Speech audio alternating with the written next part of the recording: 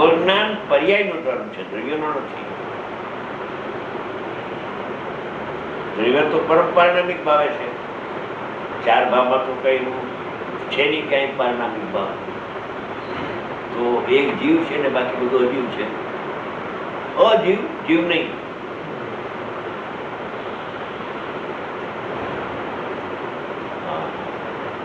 મિથ્યાત્વના પરિણામ જ્યારે થાય છે પર્યાયમાં અજ્ઞાની જીવને, ત્યારે મિથ્યાત્વના પરિણામથી પરમાત્મા રહિત છે.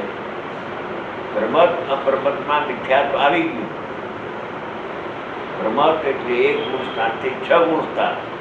કયું ગુણ સ્થાન આવી ગયું કે નહીં? મિથ્યાત્વ આવ્યો કે નહીં આમાં? એમ આચાર્ય ભગવાન કહે છે કે આત્મામાં નથી. અપ્રમત કે પ્રમત નથી એમ છે ને, નિશ્ચય ને નથી ને એમ ન લીધું ક્યાંય. વ્યવહાર ને છે અને નિશ્ચય ને નથી એમ એમાં તો લખ્યું નથી કઈ. નથી અપ્રમત કે પ્રમત નથી, એક નાયક ભાવ છે. કેટલું સહેલું છે.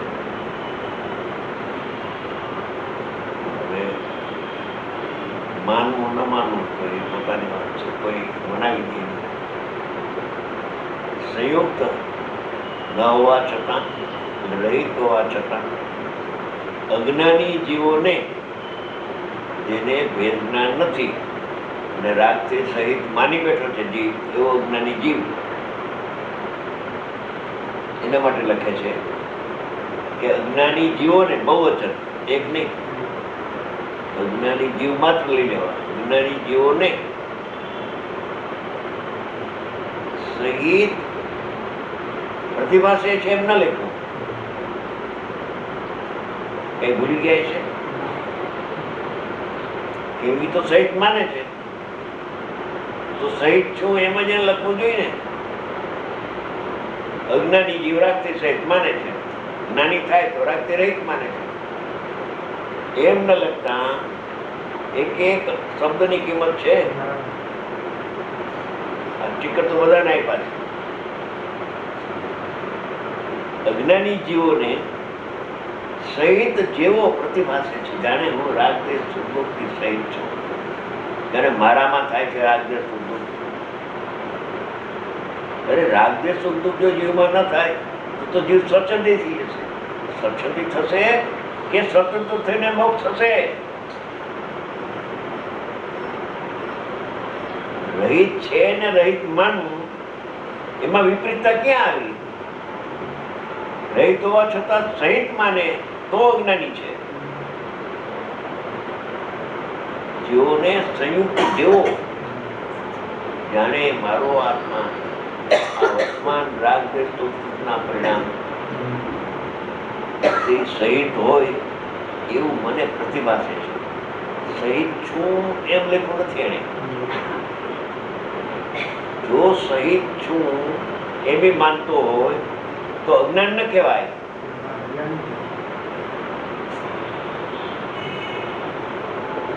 આત્મા રાગથી સહિત હોય અને રાગથી સહિત માને તો અજ્ઞાની ક્યાં રહ્યો છે?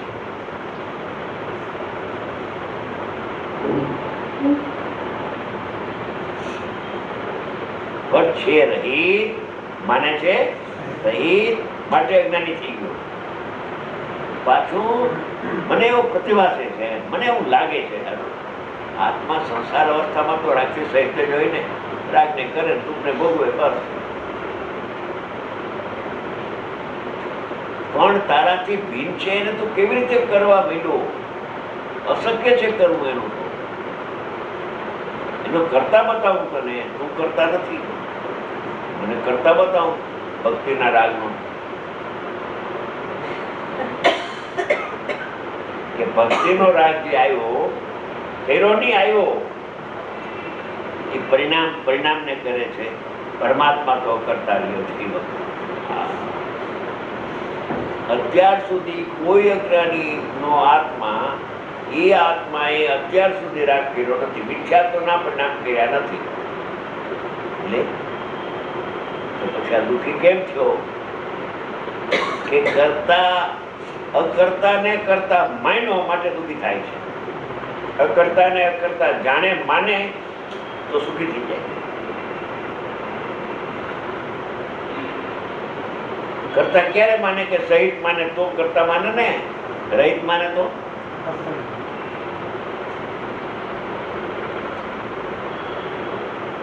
આ નાટકીના જેવું છે ને, વ્યાખ્યા કરે ગુરુદેવ. કેટલા ઓહો એના દુઃખનો પાર હજારો જીભે કહી ન શકાય એવું દુઃખ ભોગવે છે. કોણ ભોગવે છે? નાટકીના જેવો. એમ જ કહેવાય ને. પણ 11મી ગાથા ભૂલાઈ ગઈ એ વખતે કે જીવ ભોગવે છે કે જીવના પરિણામ ભોગવે છે. ભોગતાપણું જીવમાં છે કે પરિણામમાં ભોગતાપણું છે? કોણ ભોગવે?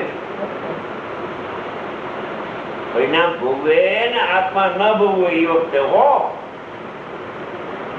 જયારે પરિણામ તીવ્ર દુઃખ ભોગવે છે ત્યારે પરમાત્મા એને જાણે છે એમ કેવું પડે. ખરેખર તો એ નહીં જાણતો. આત્મા તો પરમાત્મા.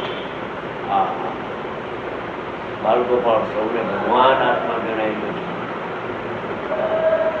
પરમાત્મા દુઃખને કેમ ભોગવે? એટલે દુઃખથી રહિત હોવા છતાં દુઃખથી હું સહિત છું એમ અજ્ઞાનીને પ્રતિભાસે છે. આ મકાન મારું છે એમ અજ્ઞાનીને પ્રતિભાસે છે. અને આ મકાન મારું છે એમ ચોક્કસ છે તો જીવના જીવ એક થઈ જાય, જળ થઈ જાય.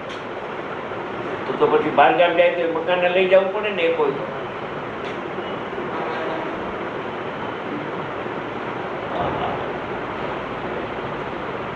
અનંત મૂર્તિ સહિત આત્મા, એનાથી હું સહિત છું, તે હું થતો છું, નાયક છું એમ ન માનતા હું રાગી, હું દેશી, હું મિથ્યા દ્રષ્ટિ. મિથ્યા દ્રષ્ટિથી થતો જ નથી કોઈ કાળે. વ્યવહારની કથન છે. થાય છે પર્યાયમાં મિથ્યા. મને કહેવાય કે જીવ મિથ્યા નથી થઈ ગયો. બીજો ઉપાય નથી. નિશ્ચય વ્યવહાર બે નહીં તે સમજાવે છે. પછી કહે છે કે મિથ્યાત્વ છે ને પર્યાયમાં થાય છે અને એ મિથ્યાત્વની પર્યાય જીવને અડતી નથી, જીવનો કરતા નથી, જીવનો ભોગતા નથી. આ નાટકીના જીવો તો સુખમય મને લાગે છે. તું ભોગવે છે બાતું કેમ? એક શ્લોક છે નિયમસાર 71 નંબર. અમે કઈ નહીંથી જોઈએ કે આ સુબુદ્ધિ ને કુબુદ્ધિ જે પ્રથમથી શુદ્ધ જે પરમાત્મા છે એવી કોઈ નહીં નથી પરિણામને જાણવાની. નહીં અમારી પાસે નથી. કેમ કે પરિણામ દ્રવ્યમાં નથી એટલે એને નથી દેખાતી. દ્રવ્ય ઉપર દ્રષ્ટિ રાખનારને દ્રવ્યને જોનારને પરિણામ દેખાતા નથી એટલે એ કહે છે કે પરિણામને જોનાર કોઈ નહીં અમારી પાસે. હવે તો બધા આત્માને ભગવાન ભૂલી છે. નારકીના જેવો દુઃખી છે કે ના અમે તો સુખી છે એમ કહી છે. અત્યારે સુખમય છે. પર્યાય દ્રષ્ટિથી જોમાં બંધ કરી દીધી થોડીક વાર તો કે જ્ઞાન ખોટું થશે. અરે જ્ઞાન સાચું થઈ જશે. આમાં ખોટું છે. પરિણામને કરે અને પરિણામને ભોગવે જીવ એ તો અજ્ઞાની છે, સહિત માને છે. જેવો પ્રતિભાસ છે અને તે પ્રતિભાસ જ એને ભાષે છે. ભાષે છે એવું થતું નથી. પ્રતિભાસમાં માલ છે. એને પ્રતિભાસે છે એવું થઈ જાય છે. તે પ્રતિભાસક નિશ્ચયથી સંસારને બીજું છે. આવું મને ભાષે છે. બંગલો મારો, મોટું મારી, પિતા મારા, પુત્ર મારી, સ્ત્રી મારી, દીકરો મારો. હવે એ તો ક્યાંયનું પરિણામ તારા નથી.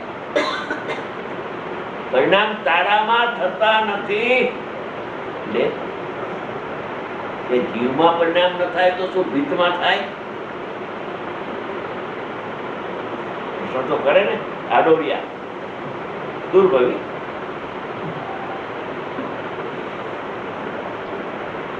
માંડ સત્ય વાત સાંભળવા મળે તે આડોડિયું આવી વાત કરે. શું ભીતમાં થાય છે? રાખ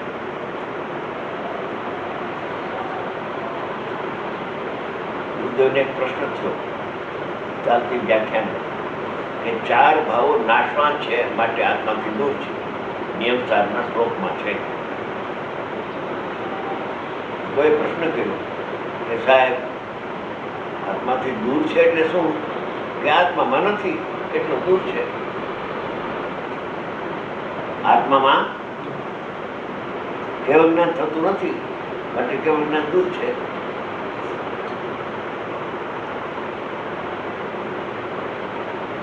દૂરનો શું અર્થ? કે ત્રિકાળી દ્રવ્યમાં નથી થતું એટલું દૂર છે. એક જ્ઞાની દ્રષ્ટિ દ્રવ્ય ઉપર પડી છે. એ જવાબ દ્રવ્યથી આપે. પ્રશ્નકાર ફરીથી પ્રશ્ન કરે. આવો એક બનાવ બનેલો સોગાની વખત. સોગાની કલકત્તાથી આવતા સોનગઢ, ત્યારે હું સોનગઢ રહેવા ગયો થોડો ટાઈમ. ત્યારે પ્રશ્નો તો ઘણા કરે, પર્યાયના પ્રશ્ન કરે ને આ ઉત્તર આપે દ્રવ્યથી. मैं कहूँ सोगानी जी ये क्या है? वो तो पर्याय का प्रश्न करता है ना, आपको द्रव्य से जवाब देता है कि मेरी तो आदत ही है, मैं क्या करूँ?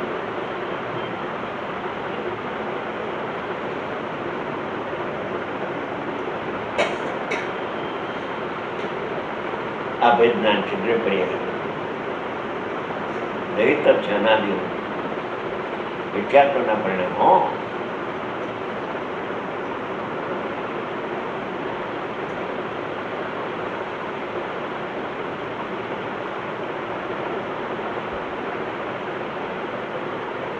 બધા સ્વચ્છંદી થઈ જશે. અરે ભાઈ વેદ જ્ઞાન કરતા અનુભવ થાય, સ્વચ્છંદી થાય.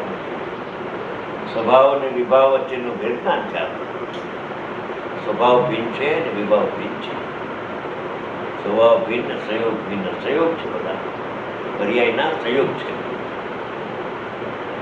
માટે આ બહુ સરસ છે.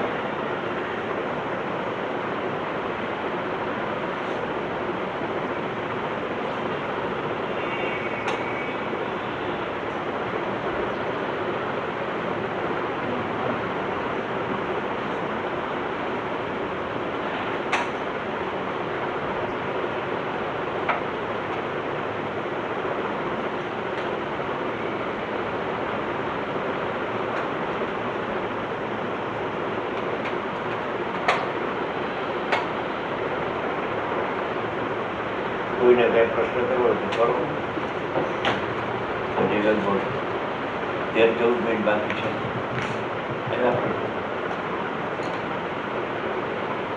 કોઈ એમ કહે કે સ્વપ્રકાશક જ્ઞાન પક્ષ છે તો પક્ષાધિક્રાંત શેના અવલંબનથી થાય? સ્વપ્રકાશક જ્ઞાન પક્ષ છે, પક્ષ નથી. સ્વપ્રકાશકમાં પક્ષ ન હોય. સ્વપ્રકાશક છે એવો વિકલ્પ છે. એ વિકલ્પ કહેવાય, પક્ષ નથી, વિકલ્પ છે.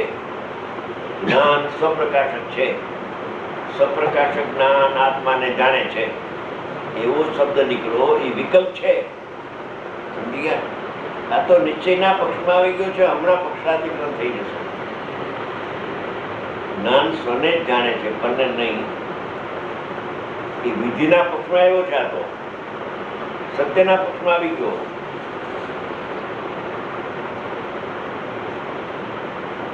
પછી જ્ઞાનની પર્યાય એ નાયકની સમ્મુખ જ્ઞાનની પર્યાયને નાયકની સમ્મુખ થવામાં શું બાધક છે? નથી કરતો એ બાધક છે. પોતે પોતે કરતો નથી. બહિર્મુખ્યા કરે, આને જાણો આને જાણે.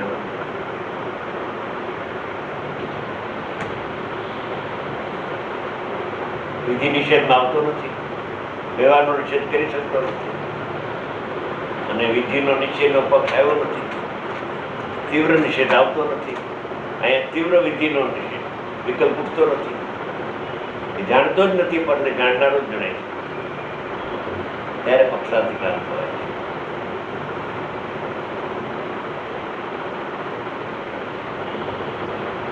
પછી વિકલ્પ લઈ લઈએ